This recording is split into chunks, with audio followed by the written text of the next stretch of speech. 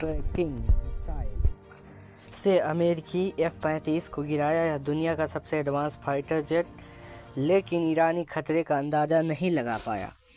Iran ने 19 मार्च को दुनिया के सबसे एडवांस अमेरिकी फाइटर जेट F-35 को गिराने का दावा किया। ईरानी मीडिया प्रेस टीवी के मुताबिक ईरान के Islamic revolution guard of corpus IRGC ने अपने स्वदेशी मजीद एयर डिफेंस सिस्टम के जरिए इसे मार गिराया। अगर यह सच है तो ईरान पहला ऐसा देश होगा जो ऐसा कर पाया है। F-35 फाइटर जेट को करीब 2 दशकों से अमेरिकी सैन्य ताकत का सबसे बड़ा प्रतीक माना जाता रहा है। यह सबसे प्रीमियम फाइटर जेट है जिसे खासतौर पर इस तरह बनाया गया है कि वह दुनिया के सबसे मजबूत एयर डिफेंस सिस्टम में भी बिना पकड़े घुसकर हमला कर सके। ईरान का दावा है कि उसने इस अदृश्य माने जाने वाले जेट की कमजोरी पकड़ ली है। मजीद डिफेंस सिस्टम ने F-35 से निकली इंफ्रारेड यानी गर्मी को पकड़कर उसे निशाना बनाया गया। ईरान का कहना है कि F-35 भले ही रडार से बचने में सक्षम हो, लेकिन उसके इंजन से निकलने वाली गर्मी को पूरी तरह छिपाया नहीं जा सकता। वहीं अमेरिकी वेबसाइट CNN ने भी सूत्रों के हवाले से बताया कि ईरान के हमलों की वजह से F-35 को मिडल ईस्ट में इमरजेंसी लैंडिंग करनी पड़ी है। दावा सिर्फ एक मिसाइल से गिराया F-35। ईरानी मीडिया के मुताबिक पहले यह माना जा रहा था कि F-35 को गिराने में तलाश एयर डिफेंस सिस्टम का इस्तेमाल हुआ, लेकिन अब कहा जा रहा है कि Majid short range air defense system ने ही F-35 को गिराया है। मजीद डिफेंस सिस्टम रडार को बजाय इंफ्रारेड तकनीक पर काम करता है। ऐसे में F-35 के अंदर जो सेंसर और चेतावनी सिस्टम लगे होते हैं वह इस तरह खतरे को आसानी से पहचान नहीं पाते। F-35 के पास जो इलेक्ट्रॉनिक सिस्टम होते हैं वो आमतौर पर दुश्मन के रडार सिग्नल को जाम कर देते हैं, लेकिन यहाँ पूरी तरह बेकार साबित हुआ। ईरान की ओर से जारी वीडियो के मुताबिक इस हमले में सिर्फ एक मिसाइल ही काफ़ी रही। इससे यह दिखाने की कोशिश की गई कि सिस्टम कितना सटीक और F-35 की गर्मी वाली कमजोरी कितनी बड़ी है। मजीद एयर डिफेंस सिस्टम 6 किलोमीटर दूरी तक निशाना लगा सकता है। मजीद एयर डिफेंस सिस्टम को ईरान ने 2021 में पहली बार सार्वजनिक तौर पर दिखाया था।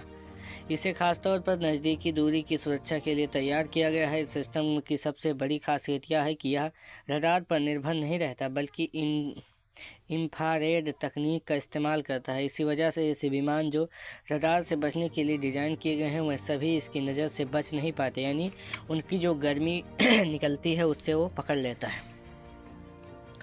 मजीद सिस्टम आमतौर पर कम ऊंचाई पर उड़ने वाले टारगेट को पकड़ने के लिए बनाया गया है। इसकी मार करने की दूरी करीब 700 मीटर से लेकर 6 किलोमीटर तक मानी जाती है। इस वजह से यह उन हालात में ज़्यादा कारगर होता है जहां दुश्मन के विमान या ड्रोन को किसी खास इलाके के ऊपर आना पड़ता है। इसे पॉइंट डिफेंस सिस्टम कहा जाता है, यानी यह एयरबेस, सैन्य ठिकानों, रडार स्टेशन या किसी महत्वपूर्ण इमारत जैसे जगहों को सीधी सुरक्षा के लिए तैनात किया जाता है। यह सिस्टम आमतौर पर मोबाइल प्लेटफॉर्म पर लगाया जाता है, यानी इसे ज़रूरत के हिसाब से एक जगह से दूसरी जगह जल्दी शिफ्ट किया जा सकता है। इसे दुश्मन के लिए इसकी सही लोकेशन पता लगाना मुश्किल हो जाता है।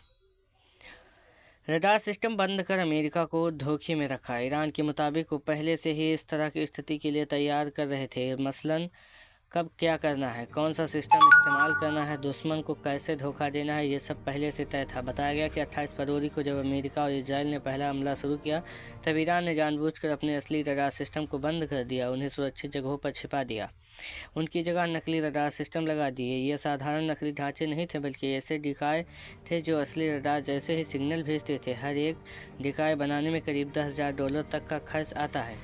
अमेरिका और इजराइल के ड्रोन जो कैमरे और इंफ्रारेड सेंसर को से नुकसान का आकलन करते हैं, उन्हें लगा कि उन्होंने ईरान के एयर डिफेंस सिस्टम को तबाह कर दिया। इन नकली ठिकानों को नष्ट होने और असली रडार को बंद रहने से अमेरिका और इजराइल को यह भरोसा हो गया कि ईरान का एयर डिफेंस सिस्टम पूरी तरह ख़त्म हो चुका है। इसी आधार पर अमेरिकी सेंट्रल कमांड और इजरायली वायुसेना ने यह मान लिया कि अब उन्हें बढ़त मिल गई है। यहाँ तक कि अमेरिका के रक्षा मंत्री पीट हेगसेथ ने 19 मार्च की सुबह दावा भी किया कि ईरान की हवाई सुरक्षा को ख़त्म कर दिया गया है, लेकिन यहीं से सबसे बड़ी गलती साबित हुई। इस भरोसे में आकर अमेरिका और इजराइल ने अपने सबसे एडवांस फाइटर जेट जैसे F-35 को ईरान के अंदर गहराई तक भेजना शुरू कर दिया। 10 दिन बाद असली रडार सिस्टम स्टार्ट किए। दूसरी तरफ ईरान ने चुपचाप अपने असली रडार सिस्टम फिर से चालू कर दिए और मजीद जैसे इंफ्रारेड सिस्टम को उन जगहों पर तैनात कर दिया जहां से अमेरिका इजराइल के फाइटर जेट आने की संभावना थी। जैसे ही F-35 उस इलाके में पहुंचा, उसे कोई कमज़ोर या बंद पड़ा सिस्टम नहीं मिला, बल्कि उसे पूरी तरह तैयार और मजबूत एयर डिफेंस सिस्टम का सामना करना पड़ा, जो पहले से ही उसी मौके का इंतजार कर रहा था। नोट: यह पूरी जानकारी ईरान के दावों और रिपोर्ट पर आधारित है। इसकी अभी तक स्वतंत्र रूप से पुष्टि नहीं हुई है। दुनिया भर में F-35 की छवि पर सवाल: ईरान के F-35 गिराने के दावे ने दुनिया भर की सेनाओं और रक्षा विशेषज्ञों को झोंका दिया है। अब तक कई देशों की रणनीति इस सोच पर आधारित थी कि F-35 लगभग अजेय है, लेकिन इस दावे के बाद इस धारणा पर सवाल उठने लगे हैं। इसका असर अब कई देशों के फैसलों में दिखने लगा है। स्पेन ने F-35 खरीदने की योजना छोड़ दी है और यूरोप के फाइटर जेट पर निवेश करने का फैसला किया है। भारत ने साफ संकेत किया कि वह F-35 नहीं खरीदेगा और अपने घरेलू प्रोजेक्ट पर ध्यान देगा। स्विट्जरलैंड में इस सौदे को रद्द करने की मांग उठ रही है और कनाडा भी अतिरिक्त विमानों की खरीद पर फिर से विचार कर रहा है। फिलहाल अमेरिका के पास लगभग 450 से 500 F-35 जेट मौजूद हैं। F-35 दुनिया का सबसे महंगा हथियार प्रोग्राम माना जाता है, जिसकी कुल लागत करीब $1.7 ट्रिलियन बताई जाती है। दावा: अमेरिकी हवाई क्षमता को बहुत नुकसान पहुंचा। ईरान की मीडिया की रिपोर्ट के मुताबिक अमेरिका और इजराइल के इस पूरे संघर्ष में लगातार नुकसान उठाना पड़ा है। ईरान के एयर डिफेंस सिस्टम ने अमेरिकी इजराइल के 125 से ज़्यादा एडवांस ड्रोन मार गिराए हैं। इनमें से कम 10 MQ-9 रीपर ड्रोन मार गिराए हैं। 9 ड्रोन उड़ान के बाद गिराए गए, जबकि एक ड्रोन जॉर्डन के एयरबेस पर खड़ा था, जिसे बैलिस्टिक मिसाइल से निशाना बनाया गया। MQ-9 रीपर ड्रोन अमेरिका की निगरानी और हमले की क्षमता का अहम हिस्सा माना जाता है। इसकी कीमत करीब $30 मिलियन, लगभग 250 करोड़ रुपए होती है। ईरान का दावा कि उससे इंटरफेयर सिस्टम इसे ड्रोन के खिलाफ खास तौर पर असरदार साबित हुई हैं, जैसे कि पहले यमन में भी देखा गया था। रिपोर्ट में यह भी कहा गया है कि इराक में सक्रिय इस्लामिक रेजिस्टेंस ग्रुप ने पश्चिमी इराक के ऊपर एक KC-135 टैंकर विमान को मार गिरा है, जिसमें सवार सभी 6 लोगों की मौत हो गई है। इसके अलावा सऊदी अरब के एक एयरबेस पर खड़े 5 KC-135 टैंकर विमान को क्षतिग्रस्त कर दिया। इन घटनाओं को अमेरिका सैन्य योजना में गड़बड़ी के संकेत के रूप में देखा जा रहा है, क्योंकि ईरान के लगातार मिसाइल और ड्रोन हमलों के चलते अमेरिकी और इजराइल वालों को बार बार अपनी पोजीशन बदलनी पड़ रही है, जिससे गलती की संभावना बढ़ जाती है। अगर तुलना करें तो 2011 में लीबिया में अमेरिका के अभियान के दौरान 4 महीने में सिर्फ 3 लड़ाकू नुकसान दर्ज किए गए थे, जबकि यह 1 महीने से भी कम समय में इतने बड़े नुकसान की बात कही जा रही है।